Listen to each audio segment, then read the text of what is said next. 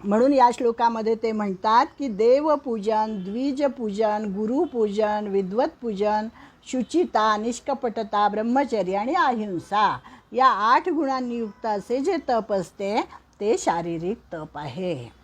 त्यानंतर पुढे आहे वाङ्मयीन तप. वाङ्मयीन तप म्हणजे काय? वाचिक तप.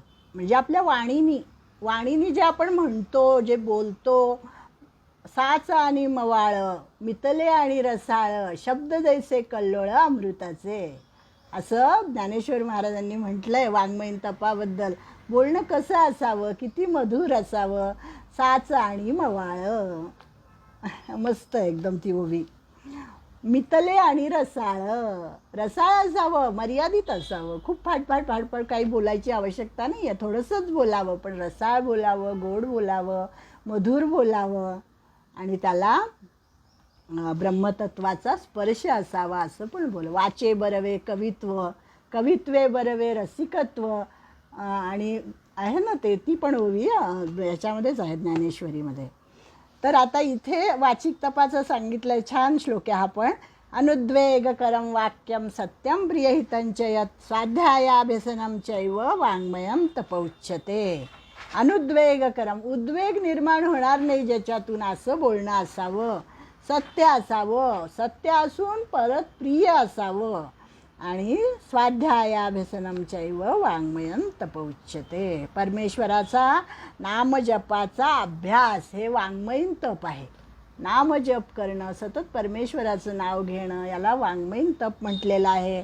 वेगवेगळी स्तोत्र म्हणणं, गीता वाचणं, याला सगळ्याला वाङ्मयीन तप म्हटलेलं आहे.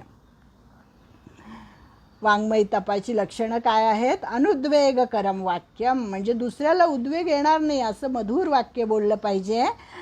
काही वेळा रागवलं तरीसुद्धा ते रागवणं कसं असावं? ओठापुरतं असावं, पोटातून नसावं. असं गोंदवलेकर महाराज पण नेहमी सांगतात की ते बोलणं हिताचं असावं. आपणाशी चिमुटा घेतलेला त्याने जीव व्याकुळ झाला, आपणावरून दुसऱ्याला ओळखीत जावे. आमचे समर्थ म्हणतात की आपल्याला जर चिमटा घेतला तर आपल्याला कसा त्रास होतो, मग दुसऱ्याला घेतला तर त्यालाही तसाच त्रास होईल, हे लक्षात घ्यावं आणि मग तसं बोलावं. म्हणजे कोणालाही टोचून बोलू नये, कोणालाही लागेल असं बोलू नये असं सांगितलेलं आहे. आणि त्याला वाङ्मयीन तप म्हणतात. आणि सत्यम प्रिय हितं च यत्, सत्य तरीही प्रिय असं वाक्य बोलता आलं पाहिजे. सत्यम ब्रूयात प्रियम ब्रूयात, न ब्रूयात सत्यम प्रियम असं म्हटलेलं आहे.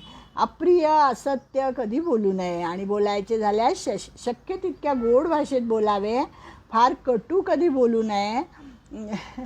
त्याच्यासाठी एक उदाहरण दिलं की एक राजसभा भरलेली असते, राजा असतो तिथे, आणि तिथे 2 जण येतात ज्योतिषी, आणि ते राजाला भविष्य सांगतात.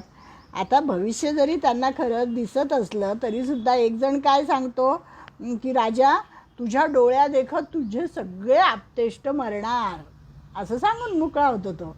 पण दुसरा जो असतो तो सांगतो की राजेसाहेब, तुम्ही सर्वांपेक्षा अधिक जगणार बरं का, तुम्ही दीर्घायुषी होणार. म्हणजे दोघांच्या बोलण्याचा मतितार्थ एकच होता, दोघांचं सांगणं एकच होतं, पण सांगण्याची पद्धत मात्र वेगळी होती.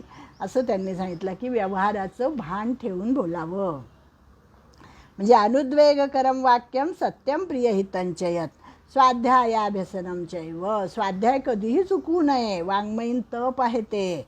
म्हणजे आणि अभ्यास, परमेश्वराच्या नामजपाचा अभ्यास सतत करत राहावा. आता गीता काय आहे? गीता ही वाङ्मयीन मूर्ती आहे भगवंताची, भगवंताच्या वाणीतून त्यांनी स्वतः सांगितलेली आहे. त्यामुळे या गीतेचा अभ्यास करावा, गीतेचा एक तरी अध्याय रोज म्हणावा. दैनंदिन वाचनामध्ये गीता असावी, ज्ञानेश्वरी असावी, याला स्वाध्याय म्हटलेलं आहे. आणि याच्यामुळे वाङ्मयीन मूर्तीचं दर्शन झाल्याशिवाय राहणार नाही असं त्यांनी सांगितलं आहे. म्हणजे तात्पर्य काय की उद्वेग निर्माण न करणारे, सत्य सांगणारे, प्रिय वाटणारे आणि शिवाय हितकर असं वाक्य म्हणजे वाङ्मयीन तप आहे, म्हणजेच वाचिक तप आहे. भगवान श्रीकृष्ण आता मानसिक तपाचे वर्णन करतात. 16वा श्लोक आहे. मनप्रसाद सौम्यत्वं मौनमात्मविनिग्रह भावसंशुद्धिरित्येतत् तपो मानसमुच्यते. 16वा श्लोक मानसिक तप. मनाचे तप कसे असते, आता भगवान सांगतात की मनाची प्रसन्नता कायम राहिली पाहिजे. हे मानसिक तपाचं पहिलं लक्षण आहे. मन प्रसन्न असलं पाहिजे. आणि मन नित्य प्रसन्न कशामुळे राहतं? मनामध्ये शांती असेल तर मन प्रसन्न राहतं. इंद्रियांचा संग जितका तुटेल तितके मनात शांती राहते. आणि एकमेकात गुंतलेली ही साखळी आहे. म्हणजे इंद्रियांचा संग जितका कमी, हे हवं ते हवं याचा विचार जर आपलं मन करत असलं तर काय होईल? याचं कसं होईल, त्याचं कसं होईल, हे मी बोलले तर कसं वाटेल, ते माझं झालं तर कसं होईल, ह्या सगळ्या चिंतांमुळे मनामध्ये उद्वेग निर्माण होतो, मनामध्ये चिंता निर्माण होते आणि मन अप्रसन्न राहतं. मग मन प्रसन्न आणि मग शांती पण ढळते मनाची. म्हणून त्यांनी सांगितलं आहे की मनामध्ये काम क्रोधाने घर केले की तो मनुष्य कधीही शांत नसतो, नेहमी चिडचिडा असतो, नेहमी लोकांना नावे ठेवणारा असतो. परंतु मनामध्ये जर शांती असेल, शांती ब्रह्म एकनाथ महाराजांचं आपण अनेक उदाहरणं, अनेक गोष्टी आतापर्यंत वाचलेल्या आहेत की किती शांत होते, किती मनामध्ये त्यांच्या शांती होती. कोणी काहीही बोललं तर आपल्या मनावर पटकन परिणाम होतो, त्यांच्या मनावर अजिबात परिणाम होत नव्हता. आणि ते प्रत्येकामध्ये भगवंताची मूर्ती बघायचे, त्यामुळे त्यांच्या मनामध्ये आणि वाङ्मयीन तप, वाचिक तप, काय मानसिक तप, शारीरिक तप, ही सगळी तप त्यांच्याकडून घडतच होती. त्याच्यानंतर मौन सांगितलेलं आहे. मौन भाव संशुद्धी रित्ते तप तपोमान सम मनप्रसाद सौम्यत्व मौनमात्मविनिग्रह. मौन आणि आत्मविनिग्रह या दोन गोष्टी, मौनाचं महत्त्व सांगितलं आहे. म्हणजे आपल्या 4 अवस्था असतात, जागृती असते, स्वप्नावस्था असते, सुषुप्ती असते आणि तुरीय अवस्था असते. त्याच्याही पलीकडची एक अवस्था आहे ती म्हणजे उन्मनी अवस्था. आणि या उन्मनी अवस्थेमध्ये मग मौनाचं महत्त्व कळतं. तिथे जो असतो तो मौनी असतो. आणि मग इथे वेदसुद्धा मौन होतात असे ज्ञानोबांनी म्हटलेलं आहे उन्मनी अवस्थेमध्ये. म्हणजे जो खरा मौन धारण करणारा मुनी आहे, खरा ऋषी आहे, त्याला मौनाचं महत्त्व कळलेलं असतं. हे मौनाबद्दलही मागे सगळ्या अध्यायांमध्ये येऊन गेलेलं आहे. आत्मसंयम, माणसाला आत्मसंयम पाहिजे, त्याला मानसिक तप असे म्हणतात. आत्मसंयमाशिवाय कोणतीही चांगली सात्विक गोष्ट साधत नाही. आणि त्याच्या पुढे आहे भावसंशुद्धी. म्हणजे चित्तामधला मल, विक्षेप, आवरण हे 3 चित्ताचे दोष सांगितलेले आहेत. मल, विक्षेप आणि आवरण, तर हे तिन्ही काढून टाकले पाहिजे. आणि हे सगळे जिथे एकवटते तिथे मानसिक तप केले जाते. म्हणून भगवंत सांगतात की आपल्याला असे तप श्रद्धेने करता आले पाहिजे. श्रद्धात्रय विभाग योग आहे ना, त्यामुळे श्रद्धा महत्त्वाची. मनाची प्रसन्नता आहे, शांतभाव आहे, भगवत चिंतन करण्याचा स्वभाव आहे, मनाचा निग्रह आहे आणि अंतःकरणाचे पावित्र्य आहे. या सगळ्यामुळे काय होतं? मानसिक तप घडतं. आणि याच्या सगळ्यासाठी आत्मविनिग्रह आवश्यक आहेच आहे. म्हणजे मनाची प्रसन्नता निर्माण होण्यासाठी सौम्यता धारा, आधी सौम्य पाहिजे तुमचा स्वभाव. मग त्याच्यानंतर त्या सौम्यासाठी मौन पाहिजे. मग त्या मौन आत्मनिग्रह तुमच्याकडे असला तर मौन येतं.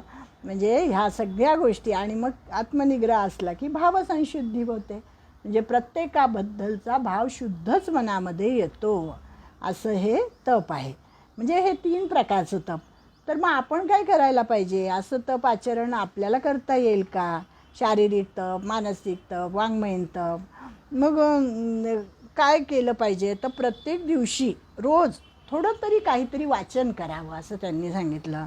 ज्ञानेश्वरीच्या 10 ओव्या तरी वाचाव्या, एखादा गीतेचा अध्याय वाचावा. आणि त्याच्यासाठी आळशीपणा करू नये की आज नाही उद्या वाचू, आज काय खंड पडला तर चालेल. त्यांनी सांगितलं आहे, मी नाही सांगत, की नियम ठेवावा आणि त्या नियमाने ते करावं. म्हणजे मग काय होईल की आपल्याकडून सुद्धा हे तप घडलं जाईल. वाङ्मयीन तपाला बसली लोक म्हणे, म्हणजे वाचायला समजा आता मला एखादा अध्याय वाचायचा आहे तर मग म्हणतात की आम्हाला झोप येते हो, कसं काय वाचायचं. मग ते म्हणतात की 3-3 तास तुम्ही दूरदर्शन बघता तेव्हा नाही तुम्हाला झोप येत, सिनेमा बघता तेव्हा नाही झोप येत, आणि मग गीता वाचतानाच कशी काय झोप येते. म्हणजे म्हणून भगवंत सांगत आहेत इथे की तप केले पाहिजे आणि तप हे सात्विक असले पाहिजे. सात्विक तपामधून शारीरिक वाङ्मयीन तप मग आपोआपच येतं. मानसिक तपसुद्धा होतं. म्हणजे शेवटी तुमचं मन महत्त्वाचं आहे. मनामध्ये आपण किती निग्रह करतो, किती निश्चय करतो. निश्चयाचे बळ तुका म्हणे याची फळं. निश्चय जर केला तर आपल्या हातून ते घडतं. आणि म्हणतात ना की काही जण म्हणतात की अहो 24 तासामध्ये आम्हाला अजिबात वेळ नाही मिळत, हो कधी करणार. तर ते म्हणतात 25वा तास निर्माण करा त्याच्यासाठी. त्याच्यासाठी वाङ्मयीन तपासाठी. आणि वाङ्मयीन तप करा. म्हणजे हे बोलणं खोटं आहे की आम्हाला वेळ मिळत नाही. आवड असली की सवड बरोबर मिळते आणि बरोबर ते करायला तुम्हाला वेळ मिळतो. फक्त ठरवायला पाहिजे असं त्यांनी सांगितलेलं आहे. आणि हे तप कशासाठी करायचं तर सृष्टीचा यज्ञ आपल्याला उत्तम करता यावा. ही सगळी सृष्टी म्हणजे एक प्रकारचं यज्ञ आहे. एक प्रकारचं नियमितपणे चाललेला हा सगळा व्यवहार आहे. आणि तो नियमाने चाललेला आहे. ईश्वर हा नियमन करणारा आहे. आणि ते नियमाने चालू राहावं म्हणून आपल्याकडून सुद्धा काहीतरी योगदान झालं पाहिजे. मग आपल्याला वाटेल की आपण काय करू शकतो. पण आपण करू शकतो. आपण झाडांना जगवू शकतो. आपण स्वच्छता करू शकतो. आपण वातावरणातली हे टिकवू शकतो. स्वच्छता आणि काय म्हणायचं त्याला, जे आजकाल प्रदूषण झालेलं आहे सगळीकडे, ते आपण म्हणजे ह्याला सगळ्याला आपण हातभार लावू शकतो. अनेक गोष्टीतून पेट्रोलचा कमी वापर, गाड्यांचा कमी वापर, नंतर वृक्षारोपण, ह्या सगळ्या गोष्टीतून आपण ते करू शकतो. म्हणून त्यांनी सांगितलं की या सृष्टी यज्ञाला आपला हातभार लागला पाहिजे. आणि या तपातून लोककल्याण होतं आणि यज्ञ सुरळीत चालू राहतो. लोकांचं मंगल व्हावं ही प्रवृत्ती अंतःकरणामध्ये आपोआप निर्माण होत नाही. ती निर्माण होण्यासाठी हे तप आपल्याकडून घडलं पाहिजे. शारीरिक तप, मानसिक तप, वाचिक तप. मग आपल्या मनामध्ये येतं की अरे माझं कल्याण व्हावं असं मला वाटतं ना, तर माझ्याबरोबर इतरांचं पण कल्याण व्हायला पाहिजे. सृष्टीमध्ये सगळेजण सुखी राहायला पाहिजे. आणि ही वृत्ती अंतःकरणामध्ये केव्हा निर्माण होते तर त्यांनी सांगितलं आहे की त्याच्यासाठी ह्या तपाची आवश्यकता आहे. शारीरिक तप, मानसिक तप, वाचिक तप. ह्या सगळ्या तपांविषयी भगवंतांनी सांगितलेलं आहे की शरीर वाचा मन शुद्ध झाले की परमात्मा आपल्याला प्राप्त होतो. मने सहित वाचा काया अवघे दिले पंढरी राया असे संत म्हणतात.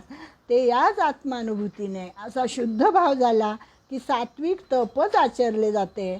म्हणून त्यांनी आता पुढे तपाचे 3 प्रकार आणखी सांगितलेले आहेत. त्याचं आहे सात्विक तप, राजस तप आणि तामस तप. 17वा श्लोक आहे. श्रद्धया परया तप्तं तपस्तत्त्रिविधं नरैः अफलाकांक्षिभिर्युक्तैः सात्विकं परिचक्षते. सात्विक तप कसं असतं. सात्विक तपामध्ये फलाची आकांक्षा नको. तपसिद्धीबाबत उदासीनता हवी. म्हणजे पूर्ण होईल की नाही, हे पूर्णतेला जाईल की नाही हा विचार करायचा नाही. एकदा ईश्वरावर सोपवलं आहे ना, आपण आपलं कर्तव्य करत राहायचं.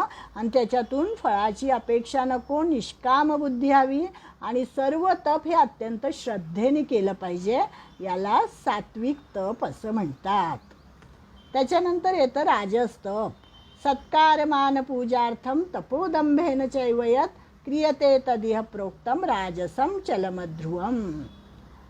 राजस तप कसं असतं की हे तप जे आहे याच्यामध्ये सत्काराची हाव असते की माझा सत्कार व्हावा, मला मान मिळावा, मला लोकांनी चांगलं म्हणावं. याला राजस तप असं म्हणतात. त्रिभुवनाचा सन्मान त्याला मिळावा असं त्याला वाटतं. जेवणाच्या पंक्तीमध्ये पहिला पाठ मला मिळावा असं त्याला वाटतं. म्हणजे अनेक कामना मनामध्ये धरून हे तप केलं जातं. म्हणून याला राजस तप म्हटलं जातं. आणि सत्कार प्राप्त करण्यासाठी केलेलं ही व्यक्ती ब्रह्मज्ञ आहे, विद्वान आहे असं लोकांनी म्हणावं. साधू पुरुष आहे बरं का हा असं लोकांनी म्हणावं. असं असं जे तप केलं जातं त्याला राजस्तप म्हणतात. सन्मानाची तीव्र हाव त्याच्यामागे असते. अमानित्वाचा लवलेशही नसतो. लोकांनी आपली पाद्यपूजा करावी, आपल्याला धन द्यावं, आपल्याला वस्त्र द्यावं, असं त्या तपाचरण्याला वाटत असतं. आपण विद्वान आहोत असा दंभही त्याच्यामागे असतो. म्हणजे याला काय म्हटलेलं आहे, समर्थांनी याला पढत मूर्ख म्हटलेलं आहे. पढत मूर्खाची लक्षणं त्याच्यामध्ये हे सगळं येतं. म्हणजे हे राजस्तप कसं आहे तर हे अनिश्चित आहे, क्षणभंगूर आहे. म्हणजे मोक्ष तर दूर राहिला, पण या मंडळींना कोणतीही पारलौकिक शुभप्राप्ती शुभफलप्राप्ती काहीही होत नाही या तपातून. वाया जातं. राजस्तप, तामस्तप हे सगळं वाया जातं. म्हणजे खऱ्या मुमुक्षूने राजस्तपाची वासना कधीही करू नये, कारण हे तिन्ही एषणांनी दूषित झालेलं असं हे तप आहे. दारेशना, नंतर वित्तेशना आणि अजून एक आहे कुठली, अशा 3 एषणा. एषणा म्हणजे इच्छा. या 3 इच्छा ज्याच्याकडे असतात तो राजसी असतो. आता पुढचं आहे तामस्तप. ते पण असंच आहे.